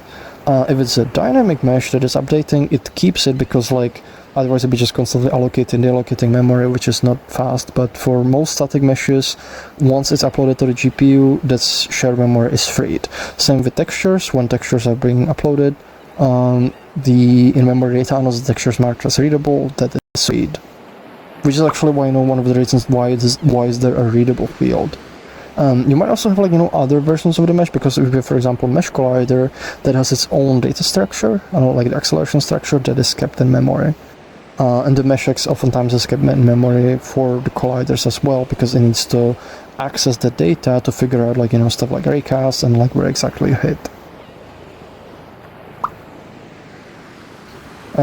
Next question, Smolin Bone is asking, would it be an issue updating the main build right now because of the split inning? I mean, we can do it, it's just like switching between builds is normally like there's like multiple components to it, like switching to another thing, especially when you like deep into something, it's kind of harder to do because you have to like do a mental context switch, and like oftentimes like when I have like bunch of like when I have like a bunch of momentum on something, if I like were to do something else, I have to stop that momentum and I have to like, kind of get going again. So that's one of the reasons like why oftentimes I'll stop like doing more regular builds when something is like, when I'm really in depth of something. The other aspect is, switching the branches is usually okay, but with the splitting specifically, it actually sort of restructures how the project, is around. And that creates a lot of kind of work to deal with, like when toggling back and forth between all systems. So like I kind of tend to avoid it. When I was actually releasing a build, when I was already working on splitting, I would do it on my laptop, because on my laptop I still had the old environment, because I didn't want to like mess with it on my PC. So it's if it really needs to happen, there's probably gonna be like, some more builds, but like I tend to like avoid it, like not do them as often, because it's just the overhead gets a bit higher. Nikki Kuhn is asking, favorite elements in a sci-fi plot? I really like hard sci-fi, like mystery things, like something that's like really going into like, the laws of physics are messed up, like, something's wrong there. There's like really good stuff that happens in the Expanse books with that, for example. It's also like cool things with like Stargate, like there's a lot of like really interesting stuff.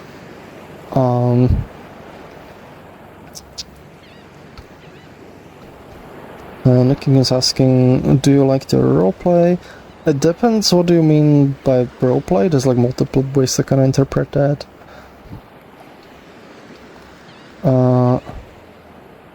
Dusty Sprink was asking, on scale 1 of 10, how evil is the current build system? I feel like the Resonite was compel me to answer 7. I don't know how do you rate this. I don't think it's the worst thing. I would actually, and it's also like a lot better after like a lot of improvements that Sire did to it. So I'm gonna say like, I don't know, 5. And then like, there's a lot of work that J4 is now doing to like sort of automate things as well, so like, this gonna improve it even further. So that's all the questions right now. Still got like, no, there's another question.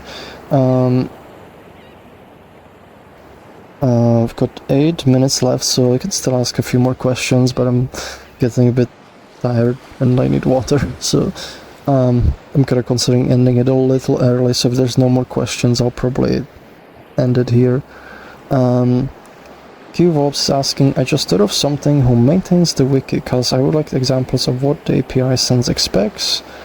I'm not sure what you mean by that. Pearl Prime is one of the people who does a lot of wiki, but like it's a shared effort too, so there's a lot of people like, contributing to it, and I don't quite understand what you're asking with the API, like sends expects. Like, do you mean like documenting stuff for our API, or I'm not quite sure I'm understanding. Okay, so no more questions so far.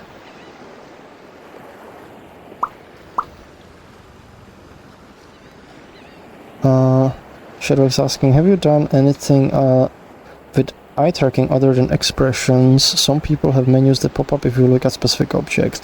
I don't have anything myself right now. Well, actually no, I do. I have a thing, I've shown this before. So I have like these like needles. Actually, one thing that it does, it aims them where I look. So like, so you see, like, I'm looking over there and shoot over there. I'm gonna look over there, and the shit shoots over there. So like, I've done stuff like that. I've also done like a bunch of like demo, like while back, but like one pretty viral.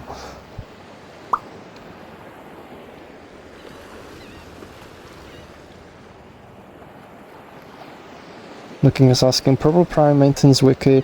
Yeah, Prime is like one of the main people who's like taking care of a lot of things, but again, like it's not a lot of people contribute to the wiki, like, you know, and it's that's the whole point of it, is like anybody can contribute, so it's not, you know, just a single person like who does all the contributions. And if you want, like, you know, please contribute to the wiki. Kestrobla is asking, swag or cringe? I don't really understand, I'm sorry.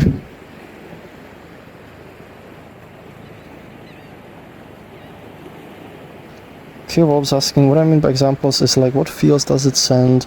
Because does it X, like, okay, what does it send? Otherwise I have to spend extra time looking what I see, but what field? I'm sorry, I don't have I don't have context for what you're asking, like, which API are you talking about? Are you talking like the Resonite API, or are you talking about Wiki API, like something else? Like, I don't understand.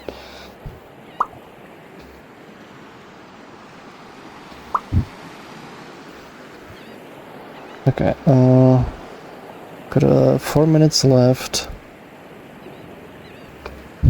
My probably like ended like a few minutes early because my throat is getting all too scratchy. Also, yeah, Nuki Kunz, thanks for watching my stream earlier. Yeah, it was pretty cool. I was like, I really like the whole interview like idea, like get more people from the community and show them like around. So yeah, I kind of need water and the questions are kind of slowing down. So so thank you very much. Me DevTools asking, who do you main in Smash? I don't play that game, unfortunately. I'm not really a Nintendo person.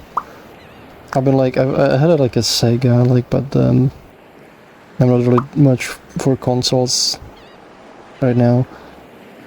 Anyways, so thank you everyone for watching. I hope like you enjoyed like the Resonance, and answering, like, you know, asking all the questions and like listening to answers, listening to me rambling and so on. So what? My brain's got slow. Anyway, thanks everyone, you know, for like watching the stream. Thanks for, like, you know, part of the community, doing kind of cool things, supporting us, you know, whether it's like just being part of the community, like, you know, making this platform kind of come alive, or supporting us financially, whether it's like, you know, Patreon or Stripe. But if you're still on Patreon, consider switching to Stripe. Like, we literally, even if you switch on the same tier, we get more money out of it, so that actually helps us out more, and we can then, like, you know, we invest that like more into the project. There's also, like, you know, other office hours that you can like check out. Like, Prime does this like Tuesday. There's art ones like on Wednesday. There's the moderation ones that are like right before this one. You can find like a bunch of information on our Discord. So thank you very much for watching, and we'll see you with the next one. The next week, like, it should be pretty normal, so I don't expect like those to be skipped. So thank you very much, and see you next time. Blah.